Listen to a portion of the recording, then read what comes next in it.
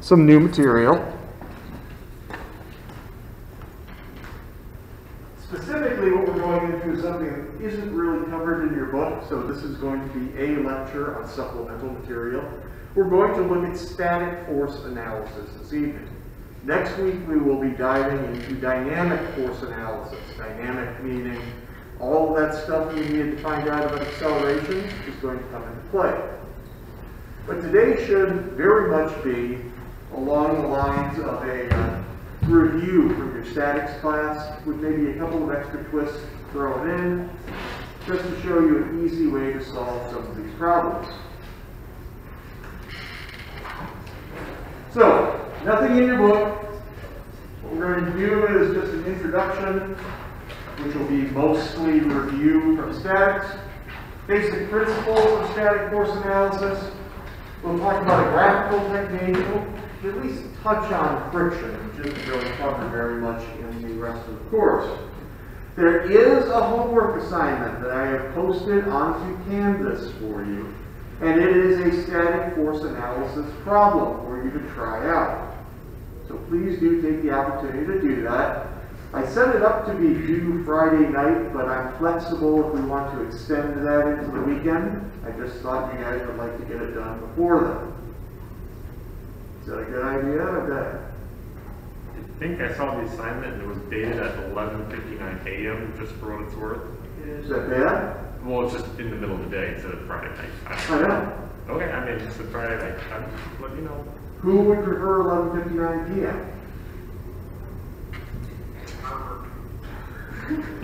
You're joined by everyone else in class who raised their hand, who's actually quite creepy. All right, I'll change it. So, this is kinematics and dynamics of machines. So it kind of behooves us a little bit to start with what is a machine. Machine is a device that transforms energy from some power source into mechanical force to perform work. Hence, something that we want it to do. We're going to make some basic assumptions when we talk about static force analysis. These are not going to be the same assumptions we use with dynamics. First one is that we are going to neglect inertial forces in statics. They will come into play very heavily when we talk about dynamics. Second, deformation of the mechanism is negligible in this class. We don't really pay attention into how much our links may deform. Just remember, guys, that you want to verify that that's a good assumption if you're doing this in reality. Okay? Classes always assume this kind of thing unless they're specific for deformation of the bodies. And then we're also going to assume that for static force analysis, and for that matter for dynamic force analysis, that friction is generally negligible unless it's stated specifically that it's not. Okay? So, first some review stuff, just some basics. Then you're going to be talking about our forces and torques, free body diagrams, static equilibrium, and superposition. Everybody's familiar with those terms, right? Everybody took statics, really enjoyed it? No? Okay, well, we'll see if we can fix some of that this evening. The statics actually is kind of fun. So, forces and torques. We're familiar with a force, right? A force is a vector quantity, so it has a magnitude and a direction. Torque is also a vector. Torque is the moment of a force about some point. So in order for us to have torque, we need to have a moment arm and we need to have a force. This is a cross product because they are vector quantities. So if we want to get the magnitude of our force, we can find it by multiplying the length of the moment arm by the magnitude of the force, the magnitude of the force multiplied by the sine of the angle between the two of them. Sorry, my phone made noise and it shouldn't do that, so I'm going to mute it.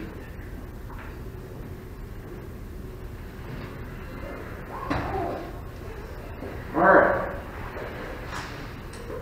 Now, we can also have something that's called a couple. This picture is a little small, but right here on the screen we have this body R. Its two ends can be defined by two vectors, a vector R1 to the first point, and a vector R2 to the second point on the body. We can also apply these little forces diametrically opposed to one another at the two ends of that body. Note that these two forces, F1 and F2, are equal in magnitude and opposite in direction. But their lines of action are offset from one another, right? What that does is give you a zero resultant force, but a non-zero resultant moment for that body. So we can calculate this out and do some little manipulations of the formulas in order to cancel things out.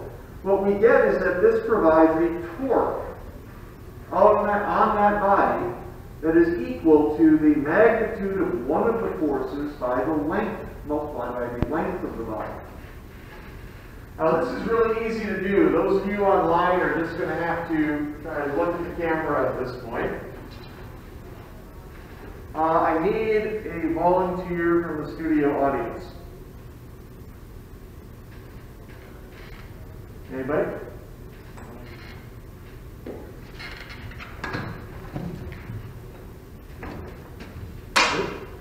Okay, so Bashar, if you hold that one end, I'm going to hold this end, and you pull down. I'm going to pull up. You pull down. So that's what happens. We're pulling down and pushing up at about the same force. Okay? That was good enough. Thank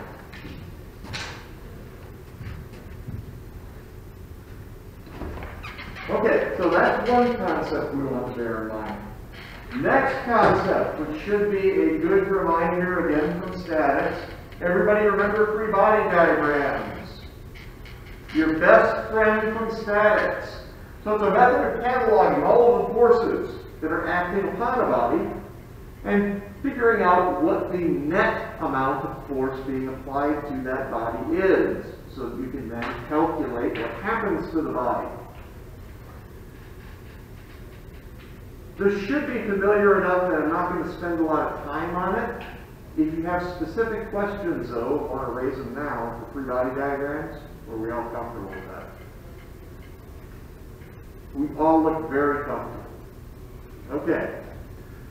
So what we're going to make use of when we're talking about static force analysis is static equilibrium. And what this is going to assume is that all of the forces on the body will sum to zero. Since we are moving in a plane, I'm going to pick up my body again, I'm going to put it on this plane.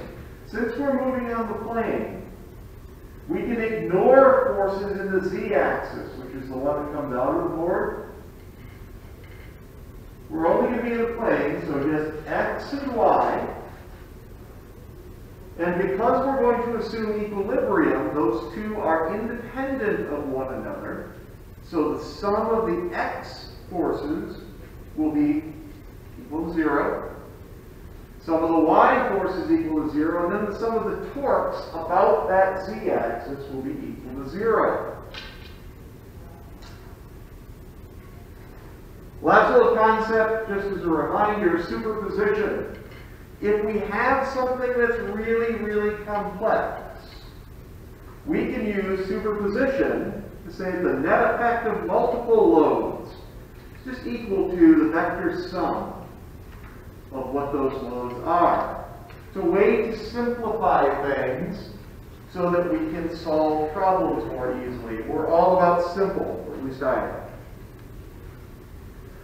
Alright, so let's see how we would put this to use. Graphical force analysis. This is very similar to the graphical velocity analysis and graphical acceleration analysis that we already looked at, in that it's best suited for the planar systems that we're working on. It is only a snapshot, so it's only valid at the specific mechanism position that you have available to you. As far as accuracy, if we're doing this by hand, it can be somewhat inaccurate, just like the velocity and acceleration analyses are. If we're doing it by CAD, it is quite accurate, but it does require some time. Oftentimes, if the situation is simple, it's faster to do a graphical analysis in CAD, though, than it is to try and do a hand analysis with your calculator. So, these are the three kinds of loading types that we're looking for when we're doing static analysis and then graphical analysis specifically. The first one is a two-force member. So, let's imagine this is a link. And a two-force member says that we have two forces applied to it. They have to be equal in magnitude and opposite in direction in order to have this body be in equilibrium. Also, they must act along the same line. Now, for a body like this to be in equilibrium, it's really easy to tell what those forces could be. There are really only two possibilities.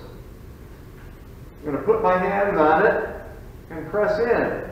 This is one possibility for static equilibrium for two forces.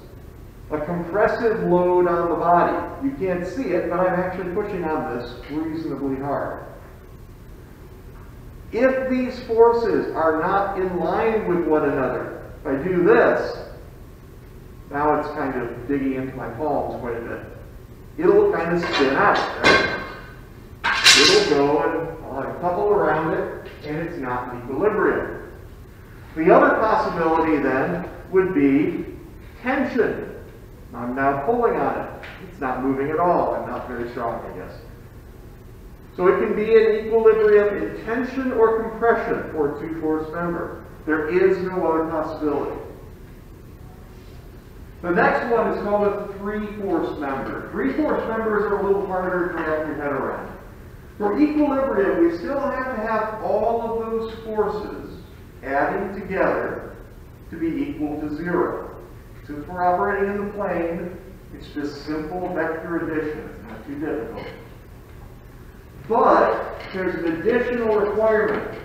The lines of action of all of those forces must intersect at a single point. That doesn't mean they all act from a single point. It just means that if you extend their lines of action, they all have to intersect at one point. With a little bit of thought, you can probably figure out that that makes sense, right? If I've got three forces, let's go ahead and draw this on the board for a moment.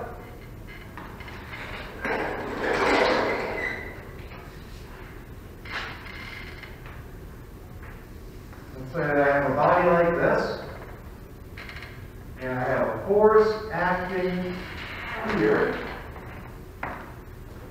and a force acting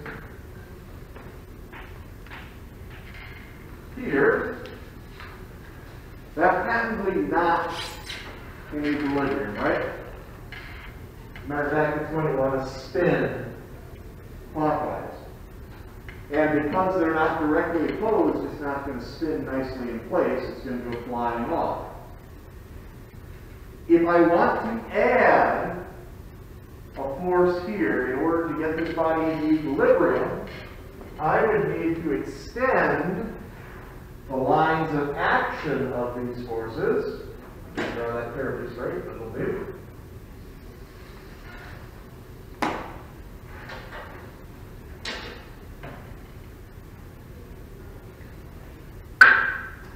And whatever third force I'm going to add to this will have to intersect on the line of action along here. I can add that force anywhere. There's no specific thing that I need to do. Go ahead maybe and do something like this.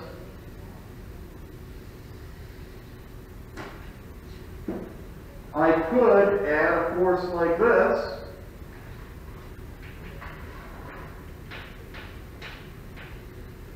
As long as these vectors all sum to 0, this fulfills a requirement. I could have these kinds of forces acting on the body and have it be in static equilibrium. Kind of clear? Okay? How are we doing online, guys? All right. Doing good because you're sitting on a couch watching this, just snacking, I hope? No snacks. All right, the other possibility for static force is two forces and a couple. This goes back to what we were talking about. If we have this body and two forces acting on it, if I have a force pushing up and a force pushing down, I would need to apply a moment to react to that to keep it in equilibrium, right?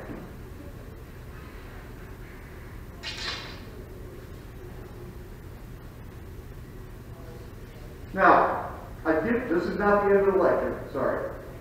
I've given you some references here so that you can kind of bone up on anything here that you have questions on.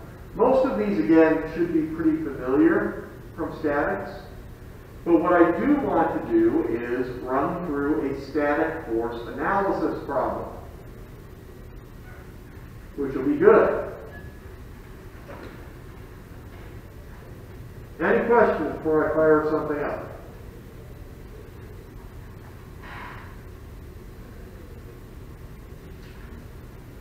I'm going to assume that's no.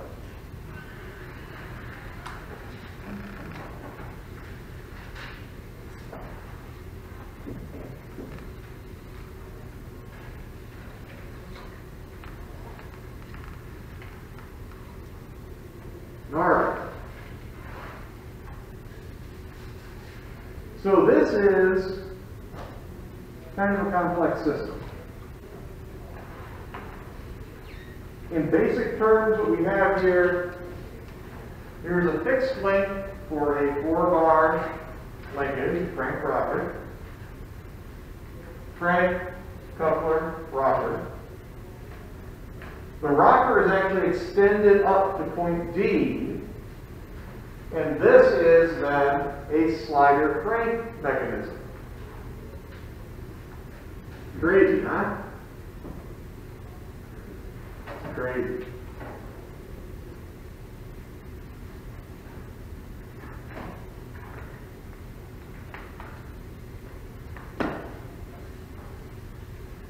So let's imagine for a second that we have a 1,000-pound force load. That's this horizontal line. And it's being applied to our slider.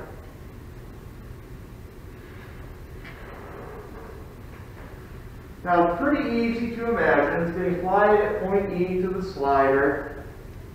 I'm going to have two effective forces that are at play here on that body in order to react to it. My con rod from DE, it's one of three things. It's either a 2-force member, a 3-force member, or 2 forces and a couple. What do you think it could be?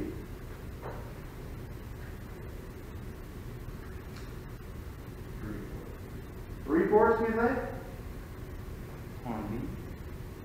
On DE. This line.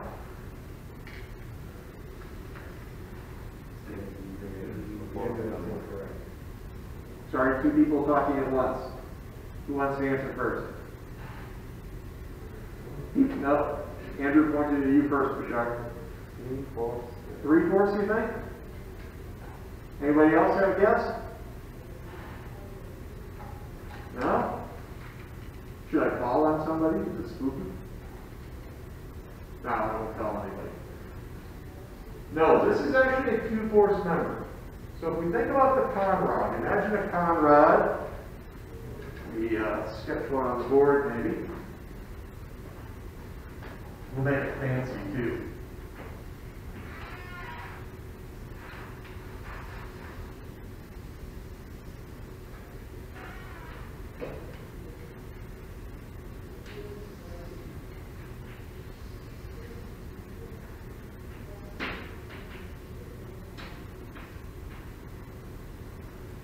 Like this.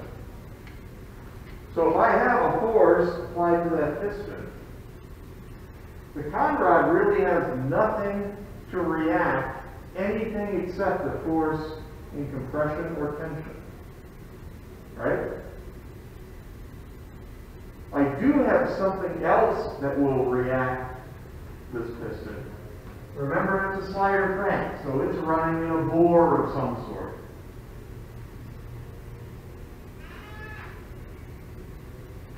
So I'm going to have multiple things happening here. If I have a force running this way, I will have it applying a compressive load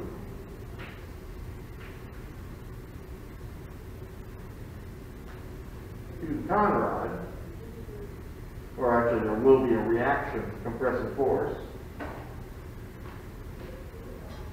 And for vector magnitudes, I know that there's going to be an additional vertical force being applied to the bore that the piston is running in. We can see that here. This is the magnitude of the force that's being applied to the conrod. Highlight it.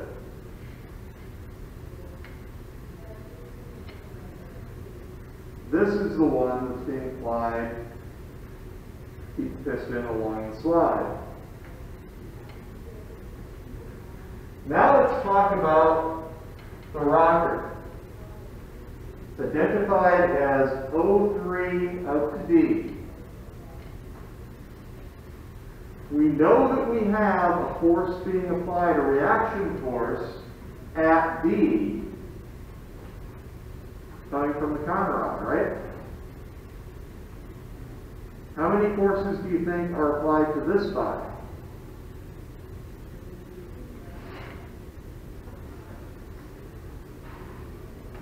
That's this one right here. And we know we're going to have a reaction force from the conrod. This is a 3-force member. Of a force applied at D, another one at C, and a force at O3.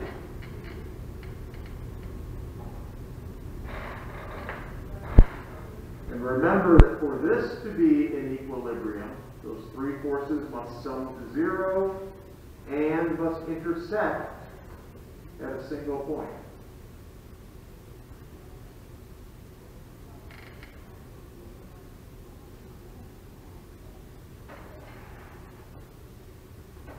So, in green here, this would be roughly what those forces would be.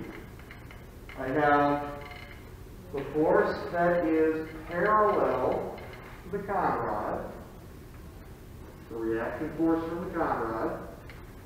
I'm going to have some force coming from this line BC, the coupler. That coupler is also a 2-force member. It can only react in compression or tension. So this parallel line is coupler force. Since these are graphical techniques, these 3 must add together to get 0. So this then, this line that I just highlighted, my pointer is on, That's the force that has to be applied at point 03, a reaction force.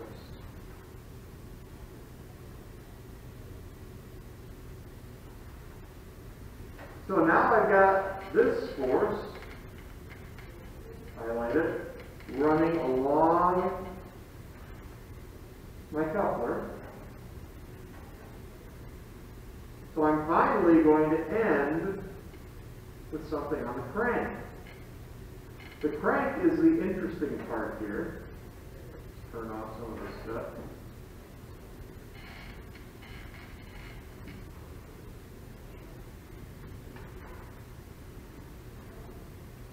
Turn this off too. So I know that along line BC, I've got some force, right? That's going to give me a force that is being applied. Draw it.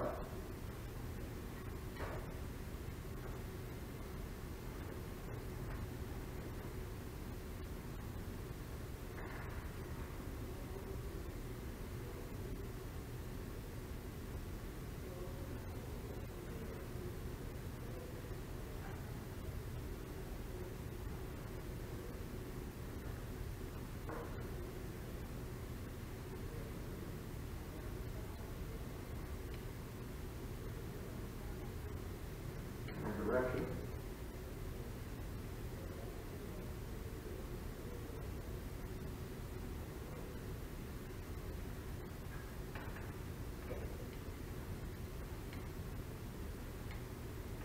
Go wrong direction. Doesn't like doing that, I guess. Let's draw a line instead of pull that out. So I'm going to have some force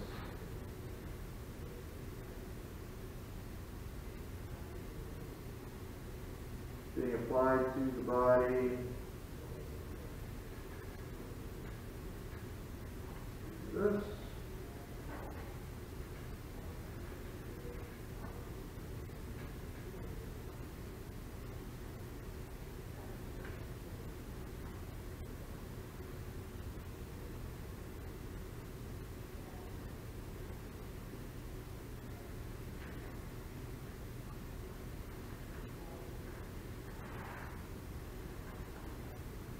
I think I'm going to do this the easier way, maybe the smarter way.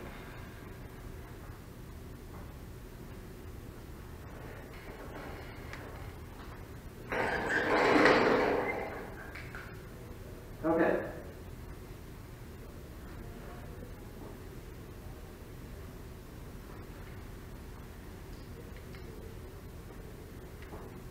So here's my figure.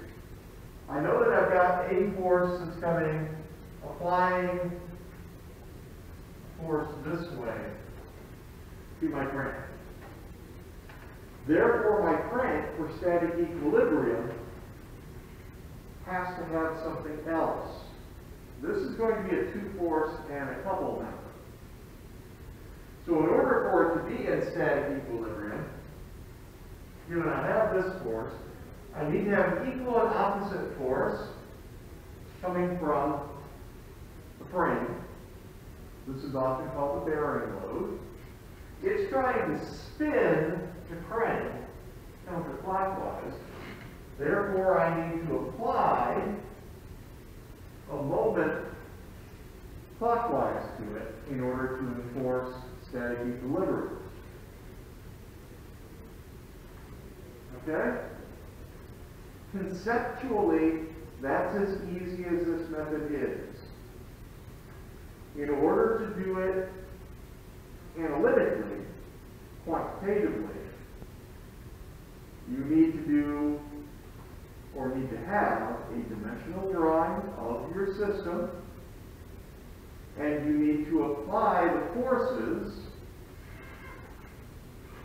Go ahead and put it back on.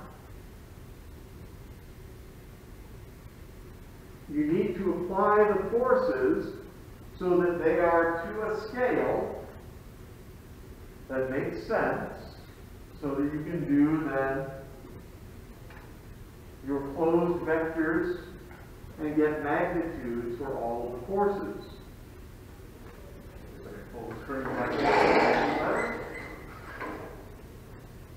So conceptually, does that make sense? Right. For real. You guys have your little drawing tools.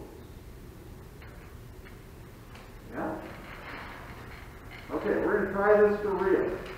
And those of you online, please get out a sheet of paper and let's try it.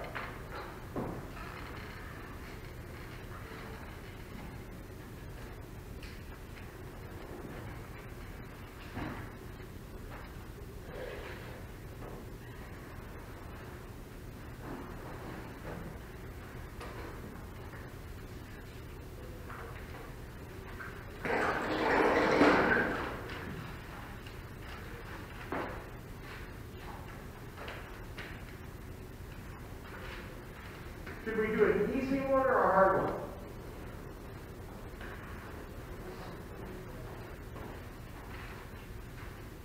Probably a hard one. Probably a hard one. Probably a hard one. Hard one is much more fun. So, let's do this. I'm going to do it, obviously, the larger scale than you are. I'm going to start with a horizontal line, and I think I'll make it, I'm going to make it this full length, which is 100 centimeters. But you can do it to whatever scale you feel is appropriate.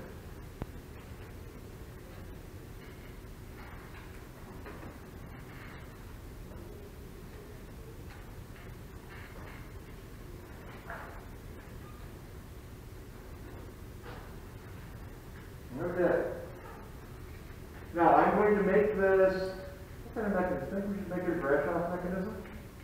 Just to remember? Yeah? Okay.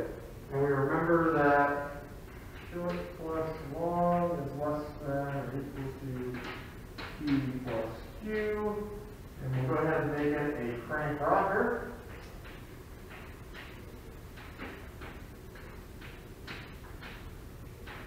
So that means that our crank is going to be shortest. And I'm going to do this really, really easy. Who likes easy on a hard problem? Everybody. Okay. So why don't we add a rocker at 45 degrees? And we'll make our rocker, I'm going to make mine 20 units. Okay?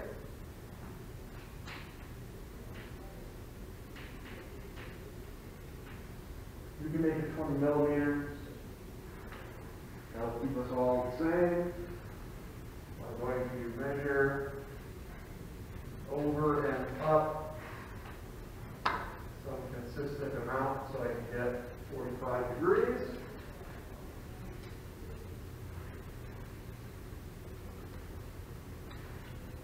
And draw a 20-unit line.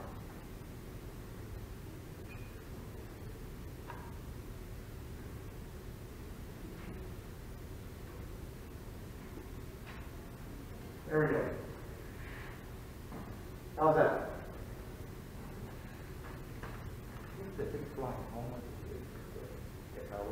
This one? No. This one I made 100 units long to sharp, so we may end up shorter, so we'll measure again. So I made it 100, but we'll measure what it ends up being. Okay, so that's 45. What do you think? Should we try maybe 30 degrees for the next line? Anybody have their calculating devices out? Lovely. Caleb, I would like to get rise and run for, how about maybe 10 units over. And we'll call it 30 degrees.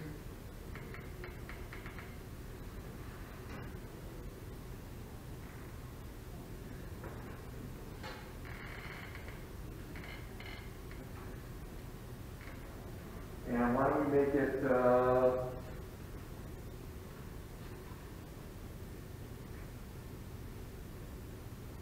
think we'll probably make it about 50 units long. So why don't you give me for a 10 unit horizontal, give me the rise for 30 degrees.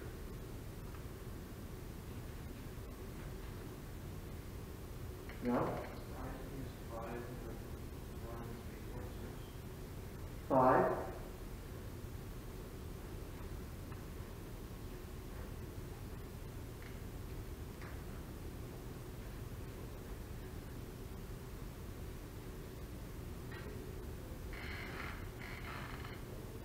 Okay, did I say we want to make that 50 units? What do you think? Do we like 50? Or we prefer 60? I think 52. You like 52? Sure. Okay.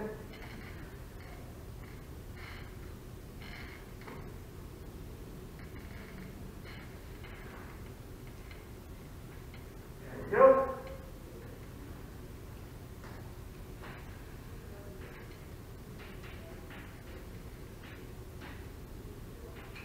That was at 30 degrees.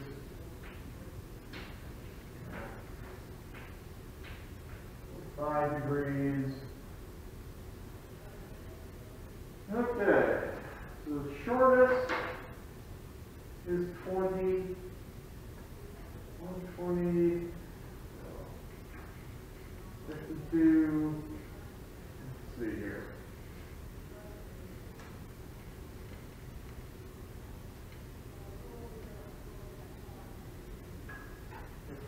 So not a Grashof mechanism. I guess that'll be okay.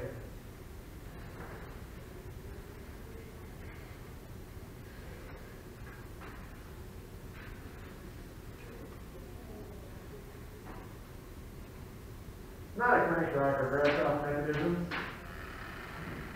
We'll go ahead and say that L4 is 56 units in length, and L1 is 100. Okay. So here's our problem. I want to find out what torque I need to apply to body 2 in order to react the force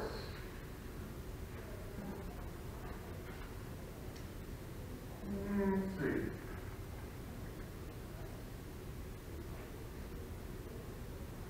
Of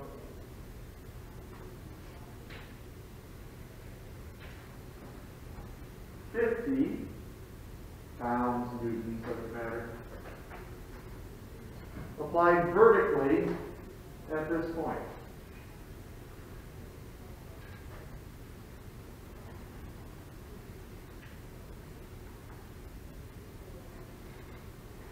So, what is T2?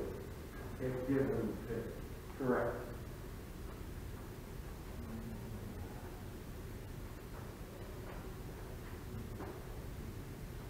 So the That second, might even be too easy. You think that's too easy? I don't know, but the thing is, we are analyzing the picture right now, the discrete motion. Well, I think I'm going to make it a little harder, sure. Okay. Why not? Why don't we put a force right here? Yeah, that looks like more fun.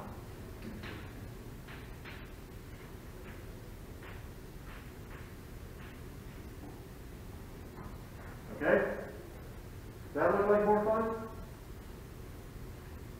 Yeah? I got it like fun. All right. So in the middle of L4, I kind of drew it sort of in the middle, but I'm not sure I actually got it in the middle. so how much is it like from which is the distance from? It is 23 units from here.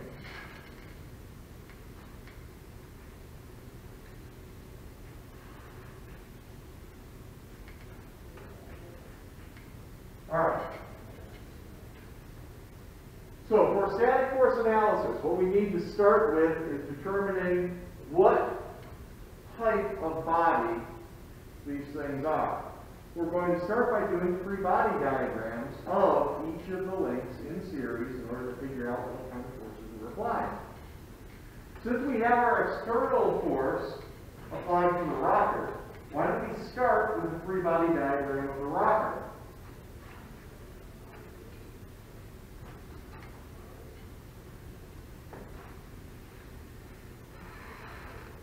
We said that this was 56 units. I'll make it direct length. And 23 units for our force.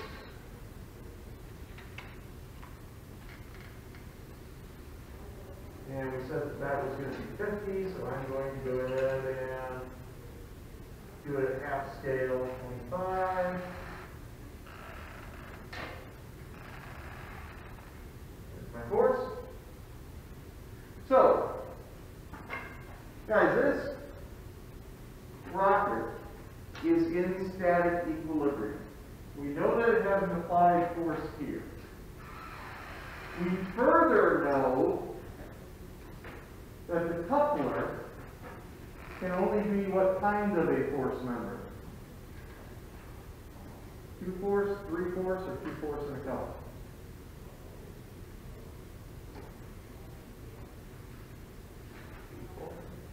Three-force, do you think?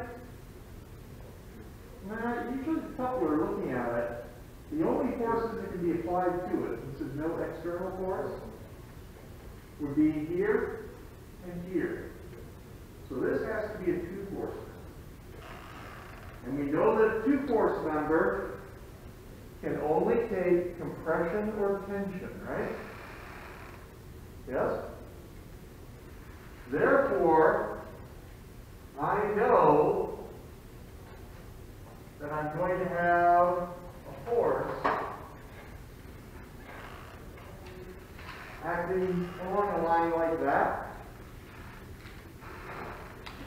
coming from the coupler. Make sense? So this force at 30 degrees, right? At Sorry? 30 degrees. This force will be at 30 degrees, right? It will be at 30 degrees, yes.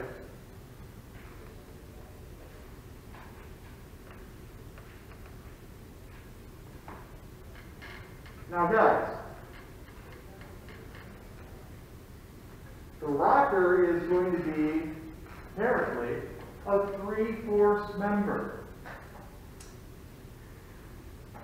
I know I'm going to have a force at this point. I have a force here. There's only one other place. I have a force being applied at that fixed point, right? Yes? That makes sense? Now, for these forces to be in static equilibrium, they have to intersect at a single point. Their lines of action extended must all intersect at a single point. So this is going to give me the direction of the force being applied at that fixed point. I'm looking at the force lines of application for these two. They have to intersect up here, right? So let me extend out and get that intersection point.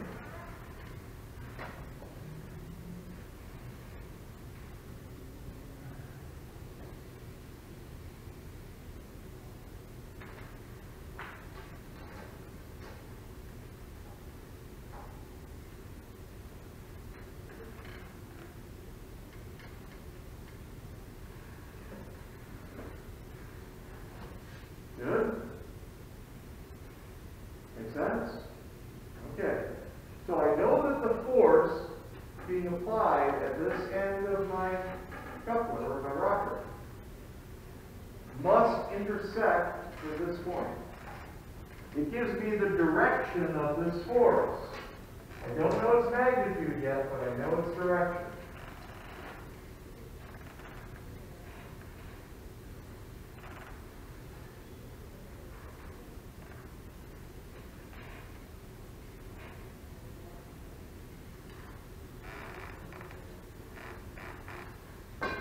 So far, so good? All right. half scale. It's a fixed force amount. I know that if I displace these vectors in place, I'm going to get something that will allow me to figure out the magnitudes of all of these forces, because they must sum to 0. So what I'm going to do is draw this direction line for the force coming from the coupler, intersecting with a point on this vector. I'm going to go ahead and choose this tip. Doesn't have to. Then I'm going to draw this line so that I get a closed figure. That means that my vectors all sum to 0. So let's do that.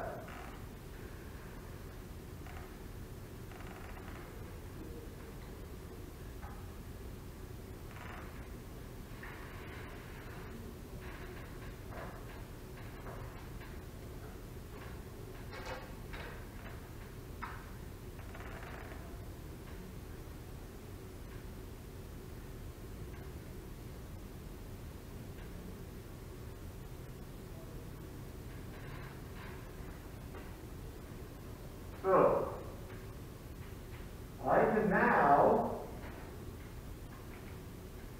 figure out what my other forces are. These three forces all need to sum to 0. I know that this one has a magnitude of 50. I can measure these, apply my scale factor, and get magnitudes for them. So let's do that.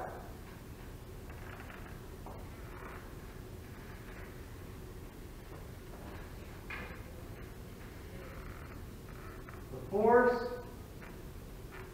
being applied by the coupler is. What do you do with those lines there again? Like the 32? The 32? Yeah. Okay. So I knew that this is the direction of the force coming from the coupler. Right? This is parallel to this. So I actually have a force 32 in magnitude,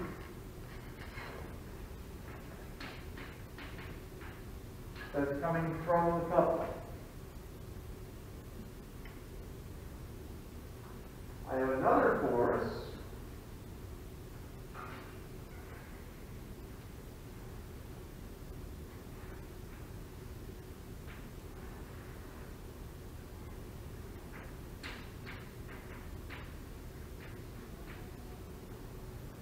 units in magnitude at the end of the coupler. This is the bearing force coming from the fixed point. So did you just like translate the lines over? That's exactly what I did. I translated the lines.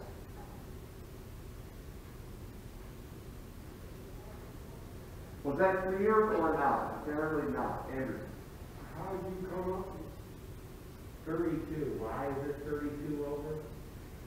Well, it's not 32 over, it's 32 is the force. So the way I did that is, this is the free body diagram. Draw maybe a link around here so we can get a better feel for it. So link like this. I know that there's an applied force here, 150. I've got some reaction force coming from the coupler.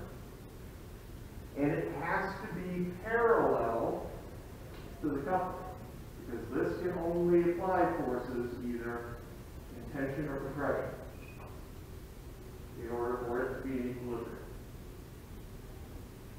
So far so good? Yeah. Okay? So I took this line and I just drew a parallel to it through one point of my applied force vector. Same way I found the direction that this force must be. I drew a parallel because they all have to make a closed vector chain in order for it to sum to 0. Does that make it more clear? Yes or no? Good? Okay. So the reaction force, 28, the three-body diagram for the rocker. Let's talk about the three-body diagram for the coupler, shall we? Go ahead and draw my coupler in here.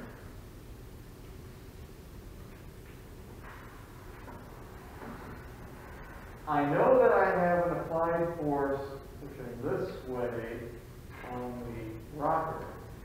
So, coupler is going to have an equal, opposite reaction force at that point, right? In order for it to be in equilibrium then, there has to be an equal and opposite force at this end. Because this is a 2-force body. Yes?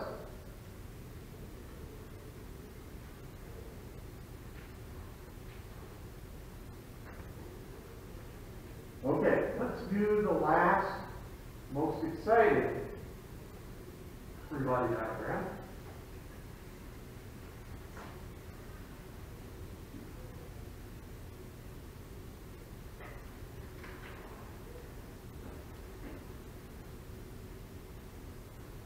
Here's my crank. It's at 45 degrees with the horizontal. And there's this 30-degree force right here.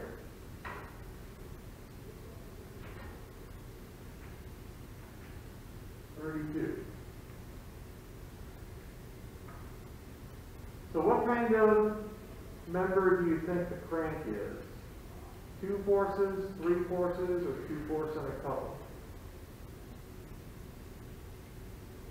Really, really easy to guess. Since we're looking for P2, this is 2 forces and a couple, right? We have 1 force. What do you think the other force is? Yeah, equal but opposite.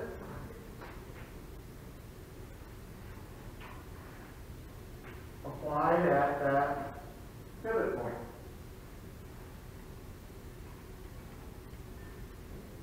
Okay? Now the last part, the torque. We go all the way back to the first slide. We remember that torque is equal to R cross F. We have F. Here's where some people have a little difficulty. R. R is not the length of this crank. R is the length perpendicular to the applied force. That's the actual torque. So we need to calculate or measure the force perpendicular. Now, I'm going to do that graphically here on the board, and then we'll talk about how we would calculate it, okay? So, I know this is dimensionally accurate. What I need to do is get the perpendicular distance between the line of action of this force and the pivot point. So I'm going to draw a parallel to the force vector. And I'm going to draw a perpendicular to that through the application point. So this line is actually the moment arm that my force is being applied to. Here. Still is 32 on the top. This one? It's an equal and opposite force here. There's a force that on the parallel line. There is. So there's parallel force, there's a force coming from the conrod. And then there's got to be an equal and opposite force going in the opposite direction. The only place that can come from is the pivot point here. So,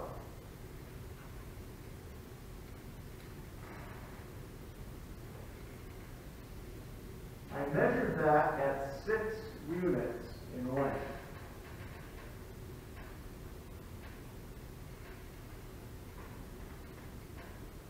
Andrew? What was the angle of the 32? How did we? This is at 30 degrees to the horizontal. And remember, this is at 45 degrees. So if I measure that perpendicular distance, I get 6. Within the limits of accuracy, I'm drawing chalk on a board. So I could be pretty far off, but I don't think I am. So then the applied torque is going to be 6 length units multiplied by 32 force units. I didn't really say what the force was. So that gives us a torque, right? Torque is reported as Newton meters, or foot pounds, or inch pounds, or Newton centimeters. I suppose if you really wanted to, you could do it in slug angstroms. No? I want to do it in slug angstroms? No, I'm not. English units is fine.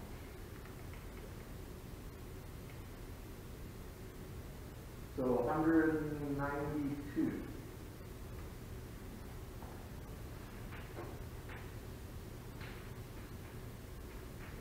Length torque units.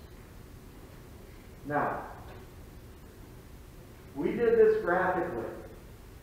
Once we get to this point, we can calculate some of this stuff. Should be pretty easy. So, if this is 30 degrees,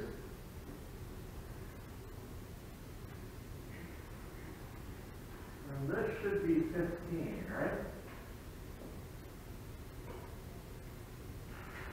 Yeah?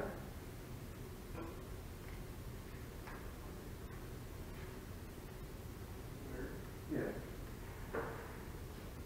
I'm just looking to start building up angles. But I think this should be about 15 degrees.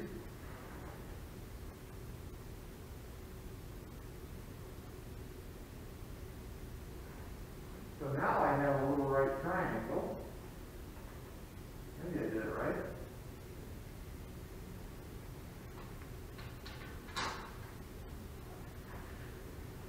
Let's see.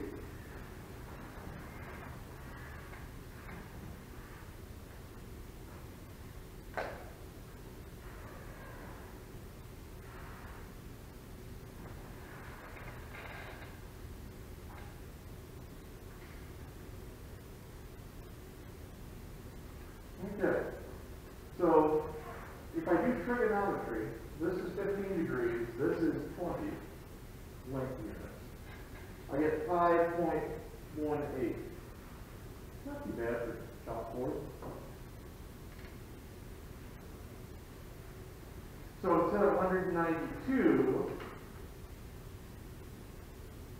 I get 166.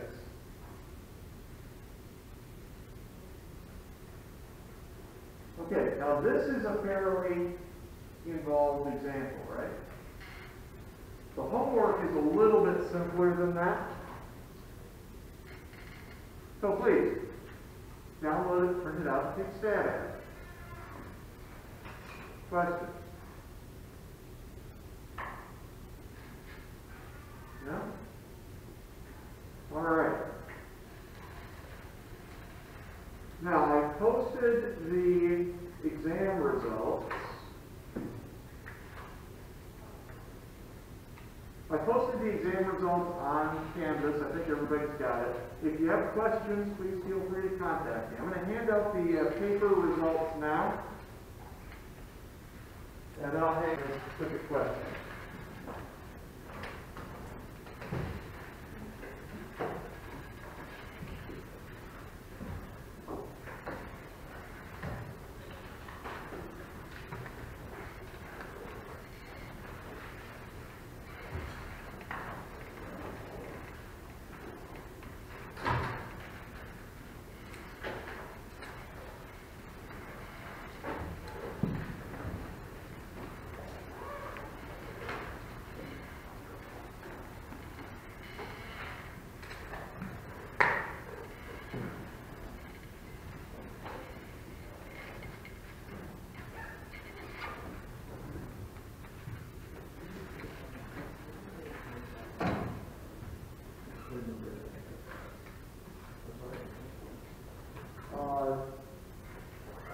The first one was 35, second one was 25, third one was 40.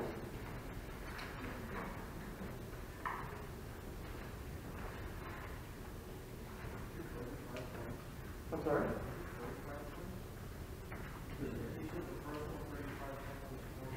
It was 25. The second one was 25.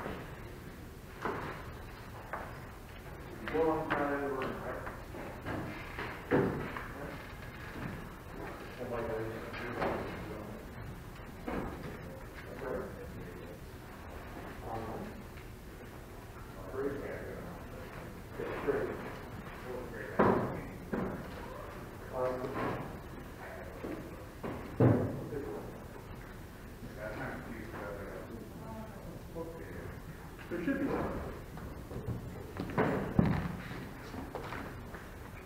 Okay, so online guys. That's end of course for tonight. Anybody have any questions?